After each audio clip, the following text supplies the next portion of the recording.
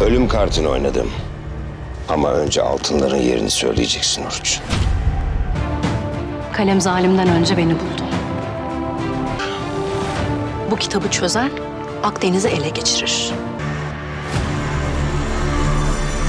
Biz önce kitabı, sonra seni bulabilmek için çok sabrettik Meryem.